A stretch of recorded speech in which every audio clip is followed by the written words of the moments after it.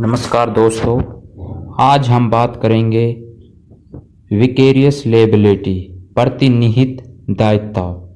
ये इसका मतलब क्या है, ये कितने प्रकार का होता है, इसके सिद्धांत क्या क्या हैं।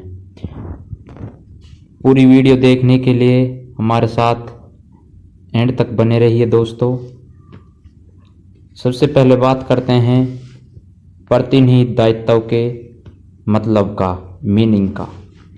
प्रतिनिहित दायित्व से अभिप्राय उस दायित्व से है जो किसी अन्य व्यक्ति के द्वारा किए गए कृत्य के कारण उत्पन्न हुआ हो।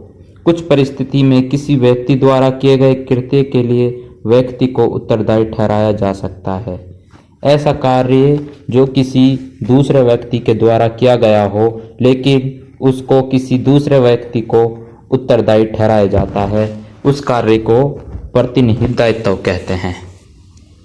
सामान्यतः व्यक्ति अपने ही कृत्यों के लिए उत्तरदायी होता है, किंतु कुछ ऐसे भी अपवाद हैं जब कानून उस पर किसी अन्य व्यक्ति द्वारा किए गए कार्य का उत्तरदायित्व मानता है, भले ही वे कितना ही निर्दोष क्यों नहीं रहा हो। इसके सिद्धांत क्या क्या है प्रतिनिधित्व के? Principles on which vicarious liability is based, प्रतिनिहित दायित्व के सिद्धांत के आधार। कीवी फैसिट पर एलियम फैसिट पर सी। इस कथन का अभिप्राय यह है कि जो व्यक्ति दूसरे व्यक्ति के माध्यम से कार्य करता है वह कानून की दृष्टि से स्वयं कार्य करने वाला होता है। मालिक एवं नौकर के संबंध में नौकर के कृत्य के लिए मालिक को इसी सिद्धांत के अनुसार उत्तरदायी माना जाता है। दूसरा है रेस्पोंडेंट सुपीरियर। रेस्पोंडेंट सुपीरियर, इस कथन का अभिप्राय यह है कि यदि अपकृत्यकर्ता को कृत्य करने का अधिकार किसी सुपीरियर अथवा प्रधान से मिला था तो प्रधान को ही उत्तरदायी माना जाना चाहिए। इस प्रकार कार्य व्यापार में नौकर द्वारा किए गए कार्य मालिक द्वारा किए गए समझे जाने चाहिए।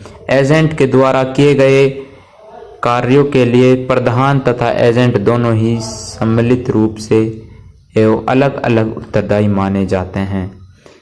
इसके एक वाद है, केस है बख्शी सिंह बनाम यूनियन ऑफ इंडिया 1973-75 PLR के बाद में अभी निर्धारित किया गया कि अपने सेवक के कार्यों के लिए स्वामी का उत्तरदायी होना इस सूत्र पर आधारित है कि प्रधान व्यक्ति ही दायी होता है। आधुनिक दृष्टिकोण, मॉडर्न व्यू। वर्तमान में प्रतिनिहित दायित्व का सिद्धांत उपयुक्त कथनों के साथ ही एक नवीन दृष्टिकोण पर आधारित है, जिसे लॉर्ड पियर्स ने इंपीरियल केमिकल इंडस्ट्रीज लिमिटेड बनाम स्टेट बेल 1975 AC 656 के बाद में इस प्रकार व्यक्त किया कि प्रतिनिहित दायित्व का सिद्धांत किसी बहुत स्पष्ट एवं तर्कयुक्त विधिक सिद्धांत से नहीं निकला है, बल्कि सामाजिक सुविधा एवं सामान्य न्याय पर आधारित है। मालिक नौकर को अपने लाभ के लिए रखता है, इस सिद्धांत में रहता है, इस स्थिति में रहता है कि वह क्षतिपूर्ति कर सके। इसलिए नौकर द्वारा सेवा काल में की गई सभी क्षतियों के लिए उसे मालिक को उत्तरदायी ठहराना उचित होगा। प्रतिनिहित दायित्व के प्रकार, टाइप्स। प्रतिनिहित दायित्व के विकेरियस लेबिलिटी के 3 प्रकार हैं। लेबिलिटी बाय रेटिफिकेशन, अनुसमर्थन द्वारा उत्पन्न दायित्व। जब कोई व्यक्ति किसी दूसरे व्यक्ति के लिए बिना किसी प्राप्त अधिकार के कोई कार्य करता है तो यदि उस कार्य के बाद में दूसरे व्यक्ति जिसके लिए कार्य किया गया था के अनुसार अनुसमर्थित रेटिफाइड कर दिया जाता है तो इस प्रकार अनुसमर्थन करने वाला व्यक्ति उस कार्य के लिए उत्तरदायी हो जाता है, भले ही वह कार्य उसके लाभ के लिए हो या हानि के लिए। अनुसमर्थन के द्वारा उत्तरदायित्व तभी उत्पन्न होता है जबकि निम्नलिखित 3 शर्तें पूरी होती हों।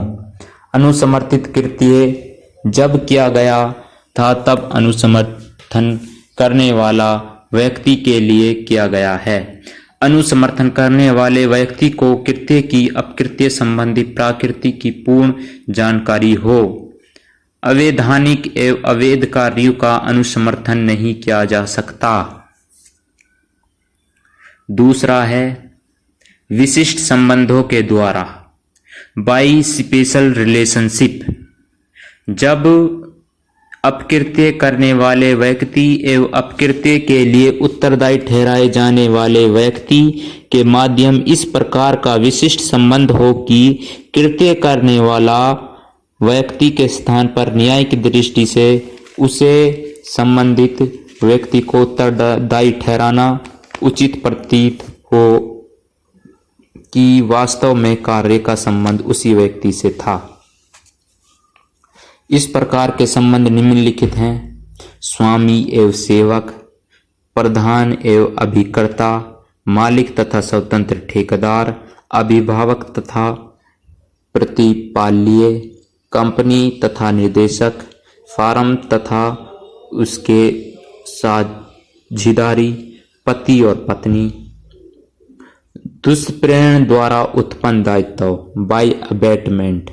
जब कभी कोई अपकृत्य किया जाता है तो कार्य करने वाले के साथ साथ कृत्य करने में मदद करने वाले भी उत्तरदायी माना जाता है, उसे भी अपकृत्य के लिए उत्तरदायी ठहराया जाता है। इसके लिए आवश्यक है जानबूझकर अपने लक्ष्य की पूर्ति हेतु अपकृत्य को करने के लिए किसी को उकसाए या कृत्यकर्ता को उद्देश्य की पूर्ति के लिए कृत्य को अवैधानिक ढंग से करने की प्रेरणा एवं प्रोत्साहन दे।